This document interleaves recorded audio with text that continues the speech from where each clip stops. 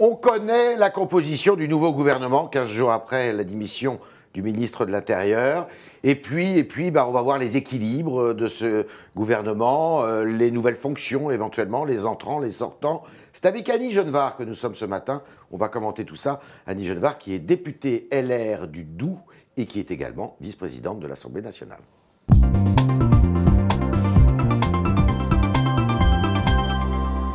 Annie Genevard, bonjour. Bonjour. Merci d'être dans les locaux du Figaro. Alors, je ne vais pas décrire tout le gouvernement. Il y a un nouveau ministre de l'Intérieur, Christophe Castaner, qui est connu, qui était le patron du parti de La République En Marche. Il y a la cohésion des territoires qui prend un petit peu d'étoffe aussi, avec Madame Gourault et des secrétaires d'État, des ministres délégués, donc Monsieur Lecornu. Il y a Monsieur Franck Riester, qui vient de votre famille politique et qui rentre à la culture. Et puis 2 ou 3 autres points sur lesquels on va insister. D'abord, votre regard global sur ce nouveau gouvernement. Mon regard global, c'est d'abord peu de poids lourds, pas de poids lourds. On voit bien qu'il y avait quand même un problème de ressources. Il y en avait tant que ça avant ? Un problème de ressources humaines. On a fait sortir en tout cas des gens de terrain, comme Jacques Mézard ou Stéphane Travers, qui étaient vraiment des gens qui étaient bons connaisseurs des territoires. On fait rentrer des technocrates, des hauts fonctionnaires. Donc voilà, ça c'est le premier regard que j'ai. Et puis surtout, c'est un remaniement pour ne rien changer. Ouais. Puisqu'ils se sont tous évertués à nous expliquer avant le remaniement que le remaniement ne conduirait à aucun changement de politique. Ouais. Donc voilà, tout ça pour ça en effet. Damien Abad, votre collègue des Républicains, dit sécurité, pouvoir d'achat, équilibre territorial, un remaniement inutile et superflu qui ne répond pas aux 3 priorités des Français, donc sécurité, pouvoir d'achat, équilibre territorial. C'est pas tout à fait vrai quand on voit justement l'effort, en tous les cas affiché, sur les territoires, la cohésion des territoires, Mme Gourault, qui vient du ministère de l'Intérieur, qui va prendre en charge ce poste, avec Sébastien Lecornu, qui vient de votre famille politique et qui va être un ministre délégué sur ce terrain. C'est-à-dire que ce sont des ministres dont le périmètre ministériel a été réaménagé, mais on prend les mêmes pour faire la même chose. Pendant un an, on a vraiment senti une profonde indifférence au territoire, malgré un discours qui cherchait à donner le change. Nous, on l'a bien vu dans les discussions des textes concernant les collectivités, la ligne ne s'est pas infléchie en faveur des territoires. Et la récente campagne « Balance ton maire », au fond, l'illustre bien. Il y a de la part de ce gouvernement, globalement, il faut dire qu'il y a plusieurs maires qui avaient augmenté le taux de la taxe d'habitation avant, justement, que soit décidée la suppression de cette taxe d'habitation. Écoutez, cette campagne de délation, elle est indigne, elle est insupportable. Mais est-ce que c'est bien d'avoir augmenté le taux aussi avant ? Mais quelquefois, il y a des maires qui ne peuvent pas faire autrement. Il y a des collectivités locales qui ne peuvent pas faire autrement. Est-ce qu'ils ont vraiment joué le jeu, ces maires ? Ah non, mais moi je suis convaincue que ces maires qui l'ont fait, je ne vais pas défendre les maires qui augmentent les impôts, moi je ne les ai pas augmentés pendant 15 ans. Mais les 2 dernières années de mon mandat, j'ai été obligée de le faire parce que je n'y arrivais plus. Parce que nos concitoyens demandent la même qualité de service, ils demandent des équipements et des investissements. Qu'est-ce que vous voulez ? Donc ce gouvernement ne montre pas un attachement supplémentaire au territoire ou supérieur au précédent ? Il veut en donner l'affichage. Ouais. Gourault, de Normandie, Lecornu, ça compose un pool ministériel, un réaménagement de périmètre, mais est-ce que ça changera sur le fond ? Nous, on les a vus à l'œuvre dans les discussions des textes de loi, et le moins qu'on puisse dire est qu'on n'a pas été convaincus de leur engagement en faveur des territoires. Donc, à eux d'en administrer la preuve. D'accord. La Macronie est épuisée et asséchée. Emmanuel Macron s'est perdu pendant 10 jours dans des calculs d'appareils. Ça, c'est encore Damien Abad qui dit ça. Je le crois. Je crois que ce délai absolument inédit pour composer le gouvernement Mais après tout, révélait... Pourquoi pas ? Qu'est-ce qui oblige à se précipiter ? Je pense que, par exemple, la vacance de l'intérieur, même si le Premier ministre a fait le job, ici ou là, n'est pas un bon signe à un moment où tous les indicateurs sont au rouge en matière de sécurité. Et le drame de la mort de ce jeune... Faïd a été arrêté alors qu'il n'y avait plus de ministre de l'Intérieur. Oui, mais je pense que là, manifestement, il y a 2 écoles qui se sont affrontées, clairement.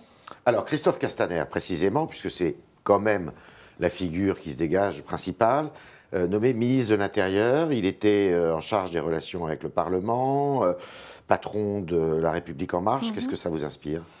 Ça m'inspire que le choix du président de la République a été dicté par un prisme exclusivement partisan. Il a choisi un fidèle d'entre les fidèles. Ouais. C'est un peu toujours le cas pour un ministre de l'Intérieur. Pour un poste qui est effectivement dédié habituellement à un fidèle, mais surtout à un moment où on va redécouper les circonscriptions, où il va y avoir de gros sujets. Il est plus dans le redécoupage que dans la sécurité? Alors, écoutez, dans son périmètre, il y a tout cela, naturellement. Alors, il est flanqué d'un haut fonctionnaire qui connaît bien son affaire, donc un politique Direction générale, l'ancien patron de la Direction générale de la sécurité intérieure, M. Nunes. Qui sera épaulé, voire encadré par quelqu'un qui connaît bien la maison. Ce qui prouve que le terrorisme la dimension terroriste a été prise en compte, non? Elle ne peut pas ne pas l'être. Elle ne peut pas ne pas l'être. Mais moi, je crois tout de même à la suprématie de l'approche politique des sujets. Il faut un politique à Beauvau.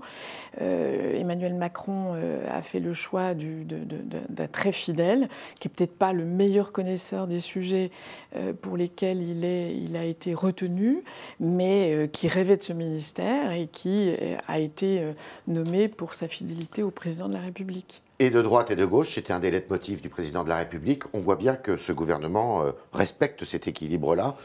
Franck Riester vient de votre famille, il prend le portefeuille de la culture. Moi, je récuse tout à fait l'idée que les ministres qui viennent de notre famille politique accréditent le fait que le gouvernement serait et de droite et de gauche. Il n'y a rien de droite dans la politique conduite par ce gouvernement.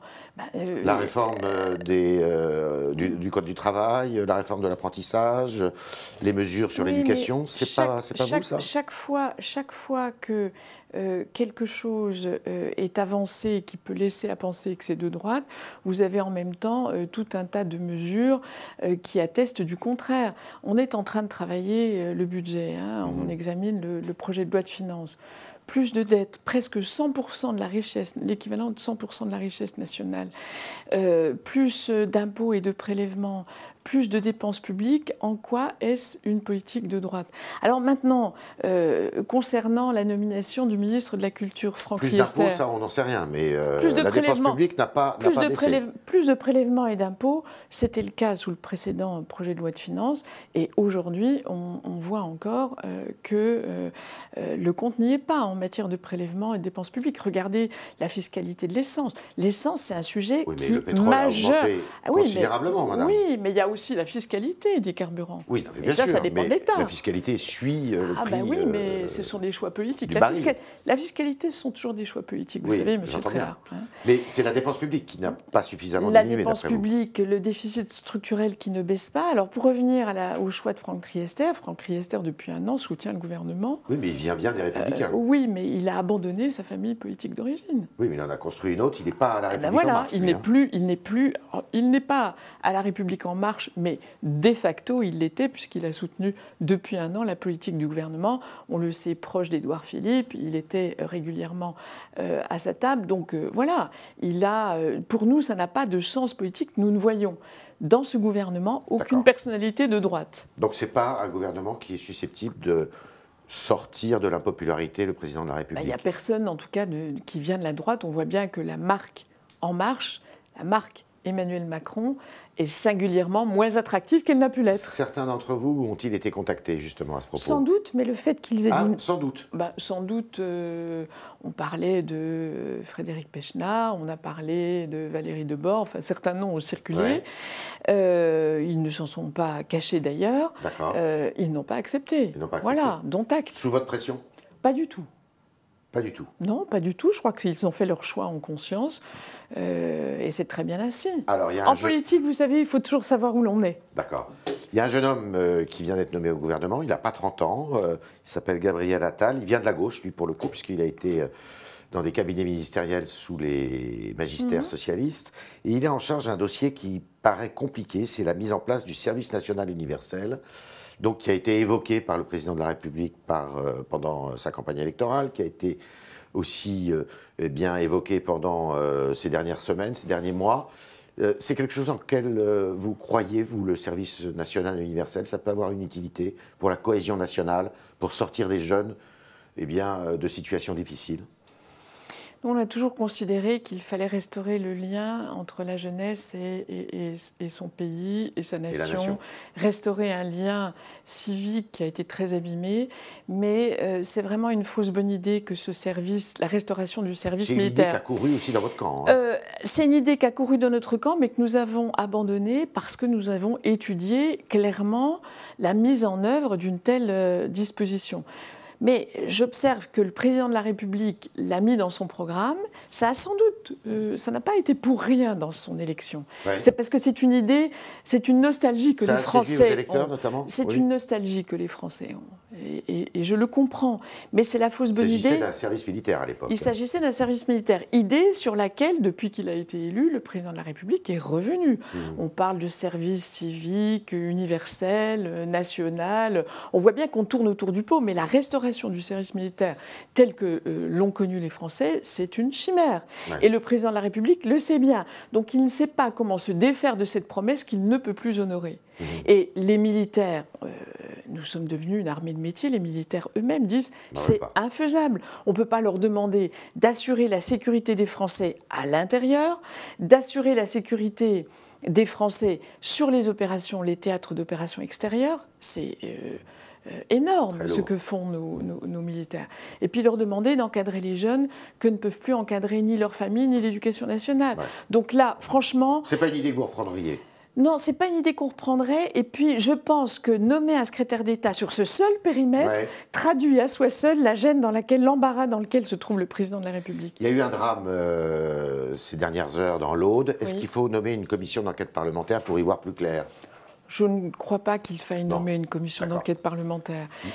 Il y a eu des élections ce week-end dans les fédérations les Républicains, des accusations de fraude, une polémique qui est assez virulente, assez vive là-dessus. Vous n'arrivez pas à vous débarrasser du syndrome Copé-Fillon, j'ai envie de dire? Non, alors, il faut revenir tout de même à la réalité des choses. Il y avait 103 élections dans les fédérations, 82 candidatures uniques, il y a eu 19 duels et 2 scrutins avec 3 candidats. Donc, dans l'immense majorité des fédérations, tout s'est bien passé. Qu'il y ait eu quelques échauffements ici ou là, c'est inhérent à toute élection, et vous le savez bien, que ce soit des élections au sein d'un parti ou que ce soit des élections à caractère de diverses natures. Donc, nous avons des instances. D'abord, nous avons, pour la plupart, les fédérations ont opté pour la plupart pour un vote électronique. C'était le cas également de l'élection des jeunes. Un système parfaitement sécurisé qui a démontré... oui, mais c'est abouti quand même à quelques... Eh bien, écoutez, il appartiendra à la haute autorité, qui est notre instance. C'est plus la COCE maintenant, c'est autre chose. Non, la haute autorité de notre mouvement, qui est présidée par un juriste qui n'est pas un politique, qui a réaffirmé ce matin dans les colonnes du Figaro que son seul angle d'analyse, c'était véritablement le droit et rien que le droit. Donc tout ça sera étudié. Ce week-end, alors, pour le moment. Globalement, il s'est très bien passé. D'accord. Pour le reste, la haute autorité tranchera. On est avec Annie Genevard, députée Les Républicains du Doubs, et on continue avec Jérémy Pontieux qui va vous poser vos questions, chers internautes.